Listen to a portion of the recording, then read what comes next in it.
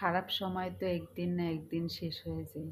খারাপ সময়ে যে মানুষগুলোর রূপ সামনে এসেছে তাদের প্রতি ঘৃণাটা সারা জীবন থেকে যায়।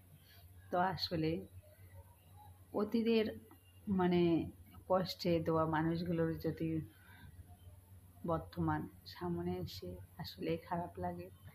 তো এরকম আমার জীবনে না অনেকেরই জীবনে আছে যে অতীতে এমন কষ্ট পেয়েছে আর বর্তমান সে ভালো আছে, ভালো পজিশনে আছে। এখন মনে হলেই খারাপ লাগে। তো আসলে এটি মনে করে আর কিছু না। আসলে এটা খারাপ লাগবে। তো যাই হোক, অতীতের কথা ভুলে যেয়ে নতুন কিছু প্রজন্মের চেষ্টা করবেন, যা সামনের দিকে এগিয়ে যেতে পারেন আর সবাইকে দেখিয়ে দিতে পারেন।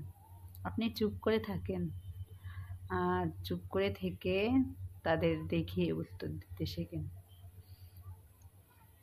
তো